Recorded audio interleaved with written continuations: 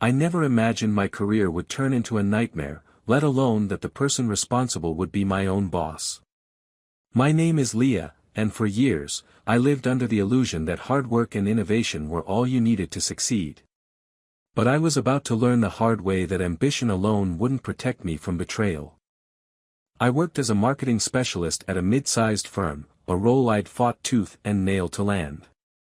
From day one, I poured every ounce of energy into my job, brainstorming ideas late into the night, skipping social outings to perfect my pitches, and delivering results that exceeded expectations.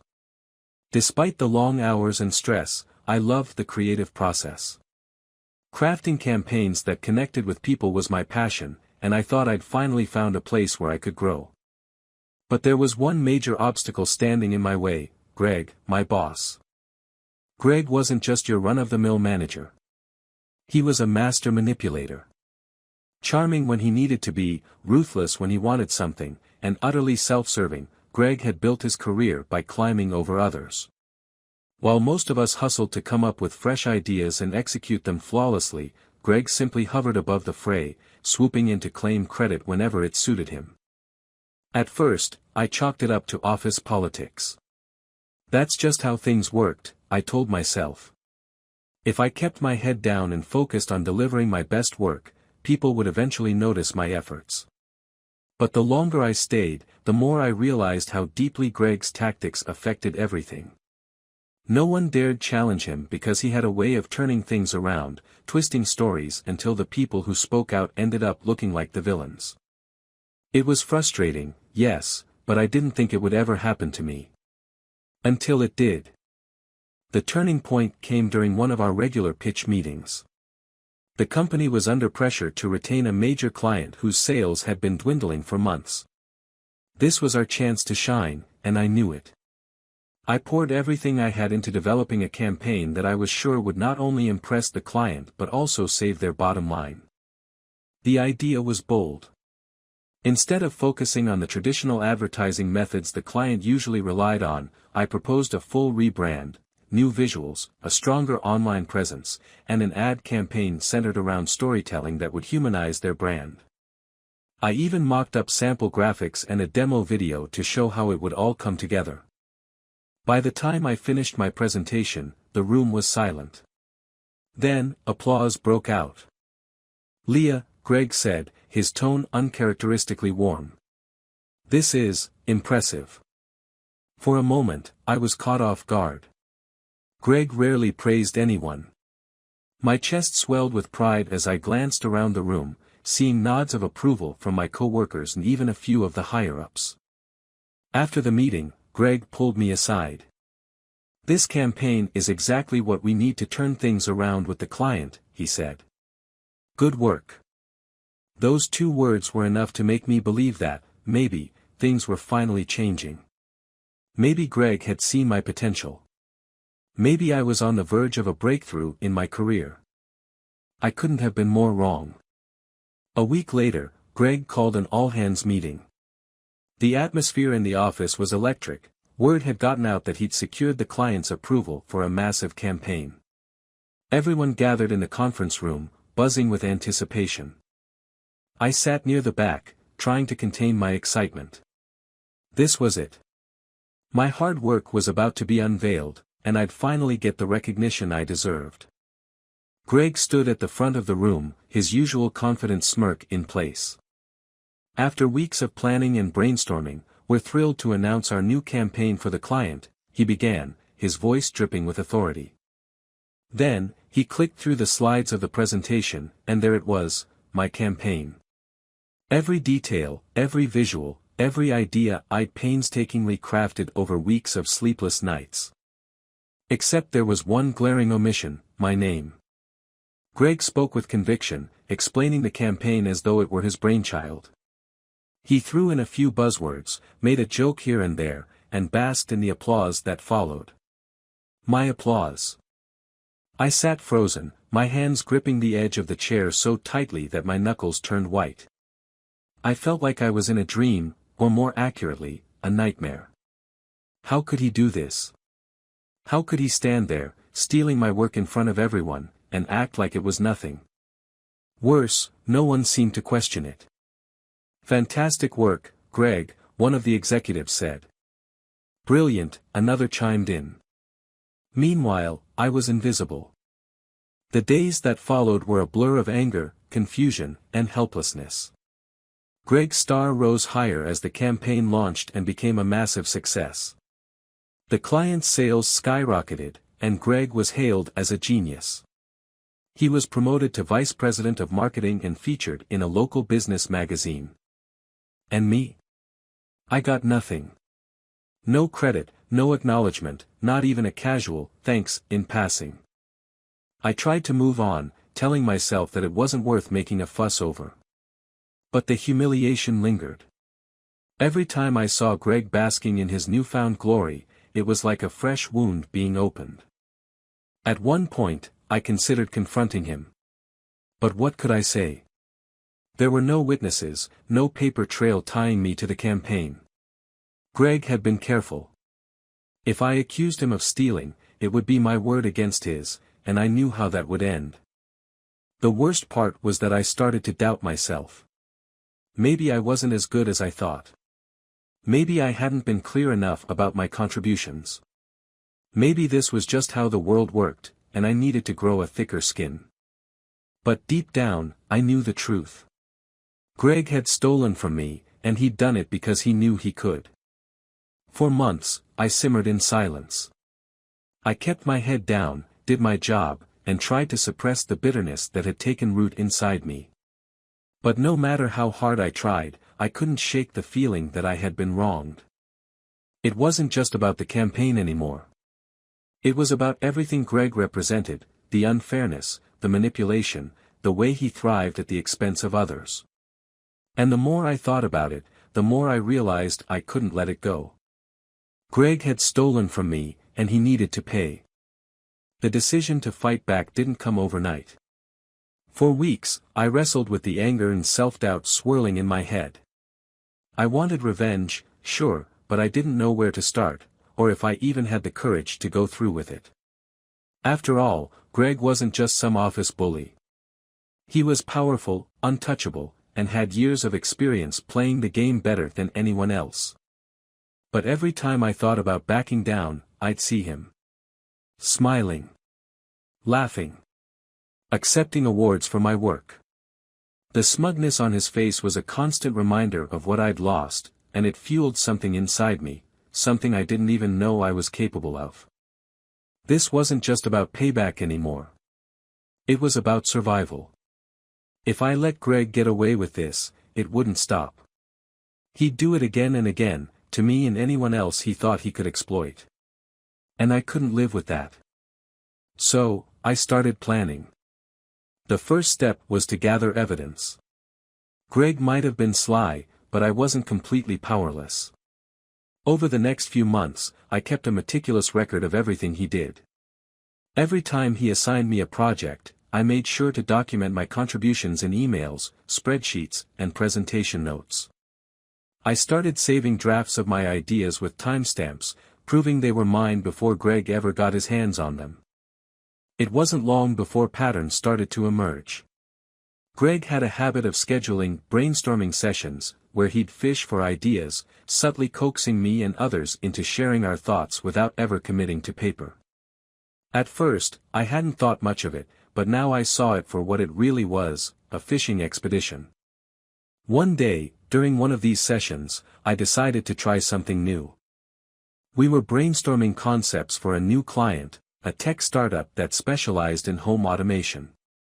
As usual, Greg sat at the head of the table, leaning back in his chair, throwing out generic buzzwords while the rest of us scrambled to do the real work.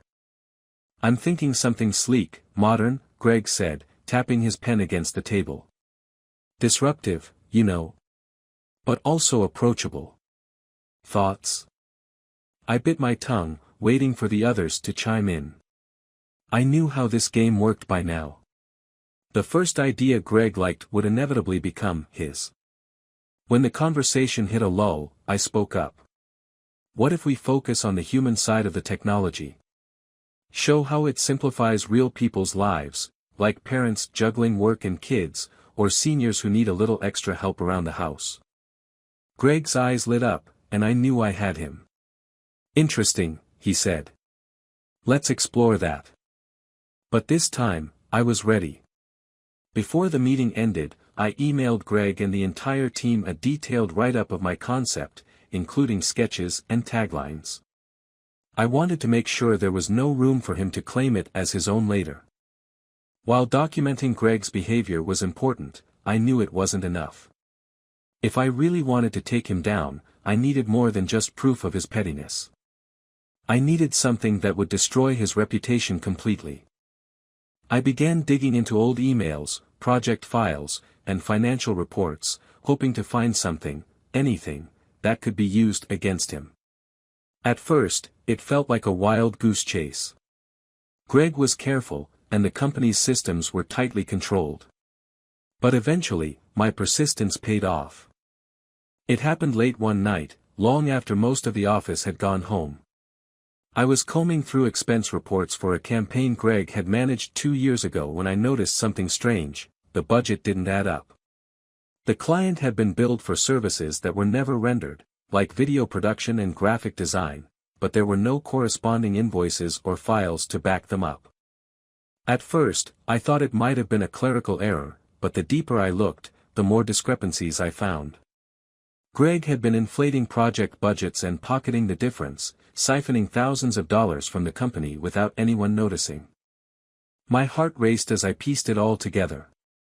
This wasn't just unethical, it was outright fraud. And it wasn't just a one-time thing. Greg had been doing this for years, covering his tracks with fake invoices and vague project descriptions. I copied everything I could find onto a flash drive and emailed backups to my personal account. It felt risky, but I couldn't take any chances. If Greg got wind of what I was doing, I knew he'd destroy me without a second thought. With the evidence in hand, I started reaching out to people, quietly, of course. I couldn't go to HR, they were loyal to Greg and wouldn't lift a finger to help me. Instead, I turned to the clients. It started with the tech startup. After our brainstorming session, I built out my concept into a full-fledged proposal, complete with visuals and mock-ups. I sent it to the client directly, framing it as an additional idea they might consider. The response was immediate. They loved it. So much so that they called the office the next day, raving about the amazing work coming from my team. Greg, of course, took credit for the entire thing. But I didn't stop there.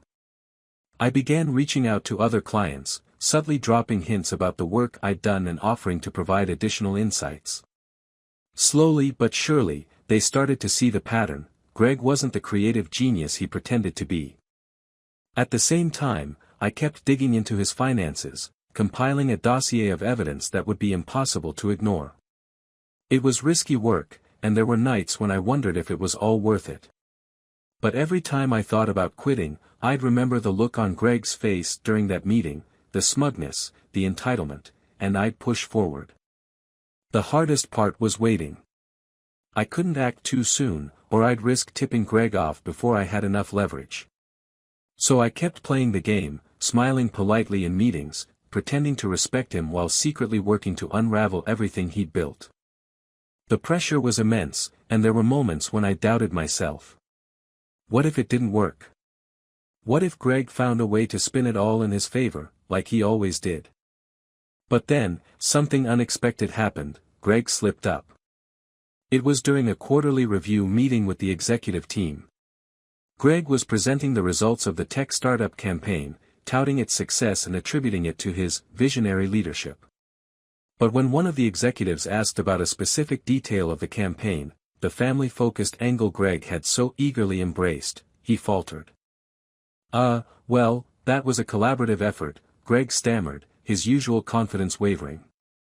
The executive frowned. But whose idea was it originally? Greg hesitated, and for the first time, I saw a crack in his armor. He didn't know how to answer because he hadn't done the work. It wasn't much, but it was a start. And I knew that, soon enough, Greg's whole facade would come crashing down. The crack in Greg's armor was all I needed to push harder. For months, I'd been quietly building my case, piece by piece, waiting for the right moment to strike. Now, I could feel that moment approaching. The once invincible Greg was starting to falter, and it was time to accelerate my plan. What kept me going wasn't just the anger or the desire for revenge, it was the principle. Greg represented everything wrong with the corporate world, people like him exploiting the talents of others and stepping on them to climb higher. It wasn't just about me anymore. It was about standing up to that system, proving that someone like Greg didn't deserve the power he wielded. I was ready to expose him, but I knew I couldn't do it alone. The risks were too high. If I wasn't careful, Greg could twist the narrative, frame me as the problem, and walk away unscathed. So, I began to recruit allies, quietly, strategically, and only those I could trust. One of the first people I reached out to was Emma, a graphic designer who had been with the company longer than I had. Emma was smart, talented, and, most importantly, just as fed up with Greg as I was. Over coffee one afternoon, I broached the topic carefully. "Emma, have you ever felt like Greg takes credit for your work?" I asked, pretending to sound casual, even though my heart was pounding. She looked up from her cup, her eyes narrowing slightly. "You mean, like, all the time," she said with a bitter laugh. That was all I needed to hear. I leaned in, lowering my voice. "What if I told you I'm working on something to hold him accountable? But I need help." Emma hesitated, glancing around to make sure no one else was listening. "What kind of help?" I explained the situation in broad strokes, how Greg had stolen my campaign, how I'd uncovered his fraudulent activity, and how I was building a case against him. I didn't give her every detail, not yet, but it was enough to gauge her reaction. By the time I finished, Emma's expression had shifted from skepticism to determination. "I'm in," she said without hesitation. "Someone needs to stop that guy." Over the next few weeks, Emma became my inside partner.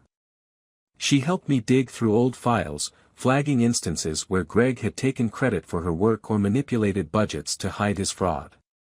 Together, we compiled a mountain of evidence, enough to paint a clear picture of Greg's unethical behavior.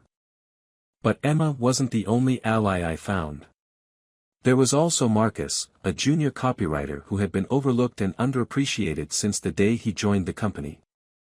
Marcus was quiet, almost painfully shy, but I'd always noticed how sharp he was. He had a knack for catching details others missed, and I knew his input would be invaluable. At first, Marcus was reluctant to get involved. "I don't want to make waves," he said when I approached him after a meeting. "What if it backfires?" "It won't," I assured him. "Not if we stick together.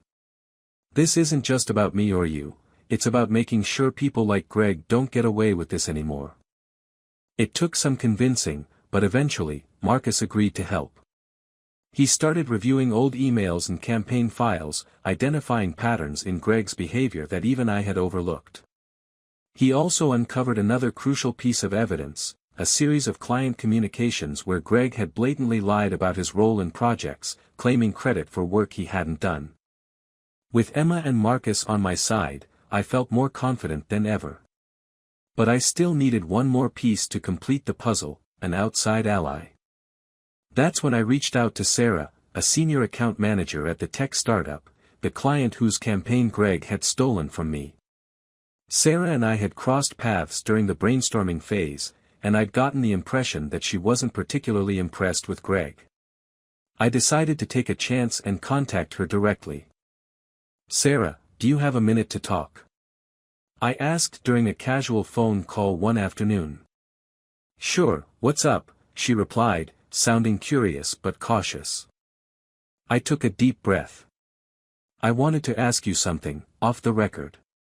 Do you really believe Greg was the driving force behind the campaign we launched for your company?" There was a pause on the other end of the line. "Honestly?" Sarah said finally. "No. I've always had my doubts." "Why?" I told her everything.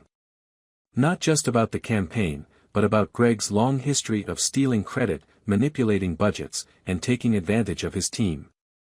Sarah listened intently, her silence occasionally punctuated by a sharp intake of breath as I revealed just how deep Greg's schemes ran. By the time I finished, Sarah was furious. "That slime ball," she muttered. "He's been strutting around like he's some kind of marketing genius, and all this time he's been riding on your coattails." "Not just mine," I said. "He's been doing this to everyone." Sarah didn't hesitate. "Tell me how I can help." With Sarah's support, I had everything I needed to launch the final phase of my plan. The next step was timing. I couldn't just dump the evidence and hope for the best. I needed to ensure that Greg had no way out, no opportunity to twist the narrative or shift the blame. I decided to strike during the quarterly review meeting with the executive team, Greg's favorite stage to show off. It was risky, but I knew it would be the perfect opportunity to catch him off guard. On the morning of the meeting, I arrived at the office early, my stomach churning with nerves. Emma and Marcus were already there, giving me encouraging nods as we passed each other in the hallway. Sarah had promised to call into the meeting as a guest participant, and I knew she'd be ready to back me up if needed. As the meeting began, Greg was in his usual form, confident, charismatic, and completely oblivious to what was coming. He launched into his presentation with gusto, rattling off stats and buzzwords like a seasoned performer. But when he reached the section on the tech startup campaign, I raised my hand. "Greg, could you clarify something for me?" I asked, keeping my tone neutral. He frowned slightly, clearly not expecting to be interrupted. "Of course. What is it?" I gestured toward the screen where his slides were displayed. "You mentioned that the concept for this campaign was a collaborative effort. Could you elaborate on which parts were your contributions?" Greg hesitated, his confident facade faltering for just a moment. "Well, as the leader of the team, my role was to provide direction and oversee the creative process," he said, his voice strained. "That's interesting," I said, pulling out a folder of documents I prepared. "Because according to these emails and drafts, the concept originated from me." The room went silent. Before Greg could respond, I continued. "In fact, if you compare these timestamps to the timeline of the campaign's development, it's clear that my ideas were presented long before they were included in the final proposal. And that's just one example. I have evidence of similar patterns in multiple campaigns." Greg's face turned red. "This is highly inappropriate." "I'm not finished," I interrupted, my voice steady. "I also have documentation of financial discrepancies in projects you managed. Budget overages with no supporting invoices, inflated costs, and unexplained transfers. I've already shared this information with legal counsel." The executives exchanged shocked glances. Greg looked like he was about to explode, but before he could say anything, Sarah's voice came through the speakerphone. "As a client, I can confirm that Leah was the true creative force behind our campaign," she said firmly. "Greg's contributions were minimal, at best." That was the final blow. Greg stammered, trying to defend himself, but it was clear that the tide had turned. The executives called for an immediate investigation, and Greg was escorted out of the building before the end of the day. It wasn't over yet, but for the first time, I felt like justice was within reach. As I watched Greg being escorted out of the building that day, I felt a rush of vindication unlike anything I'd ever experienced. Months of anger, planning, and careful execution had finally paid off. He was done. Finished. The once untouchable Greg was now nothing more than a disgraced fraud, his reputation destroyed, and his career hanging by a thread. But the story didn't end there. I thought exposing Greg would bring closure, but life has a way of twisting endings into something far more complicated. What I didn't anticipate was the fallout, or the secrets I would uncover in the aftermath. A week after Greg's firing, the company was in chaos. The executives launched a full-blown internal audit, not just of Greg's finances but of every department he'd ever been involved with. It turned out his fraudulent schemes ran even deeper than I'd realized. Budgets were missing millions, client contracts had been tampered with, and there were even whispers of kickbacks from third-party vendors. Greg hadn't just been stealing credit, he'd been bleeding the company dry for years. The executives tried to keep it quiet, but rumors spread fast. Employees whispered in hushed tones, speculating about who else might have been involved. Some believed Greg had acted alone, but others weren't so sure. Then, something happened that I wasn't prepared for. One afternoon, I received an email from an anonymous address. The subject line read, "You don't know the whole story." At first, I thought it was spam, but curiosity got the better of me. I opened it, and my heart stopped. Attached was a series of emails between Greg and our CEO, Richard. The emails were damning. They detailed a secret agreement between the two of them, spanning years. Richard had known about Greg's fraudulent activities the entire time. In fact, he'd encouraged them. Greg had been funneling money not just for himself, but for Richard as well. The two of them had been running a scheme together, using the company as their personal piggy bank. Richard had protected Greg from scrutiny, and in return, Greg had ensured that a portion of the stolen money went straight into Richard's offshore accounts. The emails also revealed something even more shocking: Greg's promotion to vice president of marketing wasn't a reward for his talent.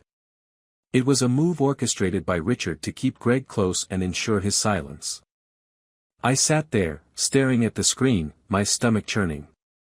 The implications were staggering.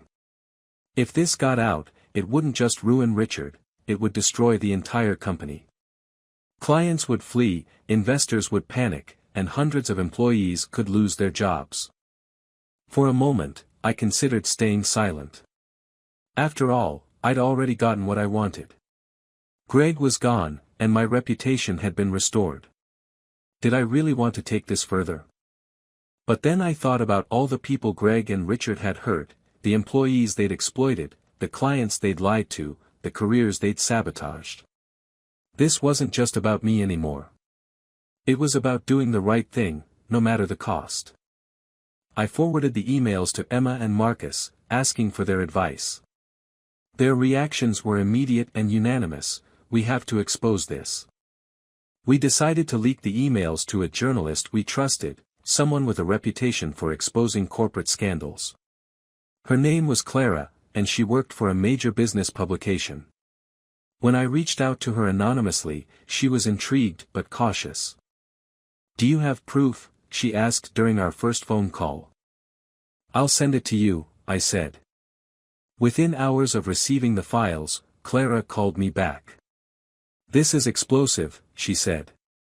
"If this is real, it's going to make waves." "It's real," I assured her. Over the next week, Clara worked tirelessly to verify the information. She dug into financial records, conducted interviews, and pieced together a timeline that tied everything together. By the time her article was published, it was a bombshell. The headline read, "Inside the Fraud: How a CEO and his VP looted their own company." The story spread like wildfire, picked up by every major news outlet. Within hours of the article going live, the company's stock price plummeted. Investors pulled out, and the board of directors scrambled to contain the damage. Richard was forced to resign in disgrace, and legal authorities launched an investigation into his finances.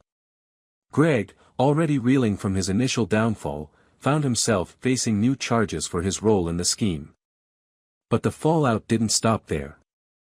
The company tried to position itself as a victim of Greg and Richard's greed, but the employees weren't buying it. We knew the culture of silence and exploitation went far beyond two bad actors. A group of us, led by Emma, Marcus, and me, decided to speak out. We went public with our own stories, sharing how the company had enabled Greg's behavior and turned a blind eye to his abuses. Our voices sparked a movement, and soon, other employees began coming forward with their own accounts of mistreatment and corruption. The board had no choice but to act. They fired several senior executives, launched a sweeping overhaul of the company's policies, and brought in an outside firm to rebuild trust with clients and employees. It was messy, painful, and far from perfect, but for the first time, it felt like real change was happening. As for me, the fallout was both liberating and bittersweet. The tech startup that had been my client offered me a permanent position as their marketing director. It was everything I'd ever wanted: creative freedom, respect, and the chance to work with people who valued my ideas. But leaving wasn't easy. I'd spent years at the company, pouring my heart into my work, building relationships, and fighting for recognition. Walking away felt like giving up on a part of myself. But in the end, I realized it wasn't giving up, it was letting go. A few months after I started my new job, I received an unexpected message. It was from Greg. The email was short, just a few lines. "You think you won, but you didn't. People like me always come back. Enjoy your moment while it lasts." I stared at the screen, my fingers hovering over the keyboard. For a moment, I considered replying, but then I closed the laptop. Greg might have thought he'd have the last word, but I knew better. He could threaten, blame, and lie all he wanted. But the truth was out now, and no matter what he did, he couldn't take that away from me. I'd fought for justice, not just for myself but for everyone Greg and Richard had wronged. And in the end, that was a victory no one could undo.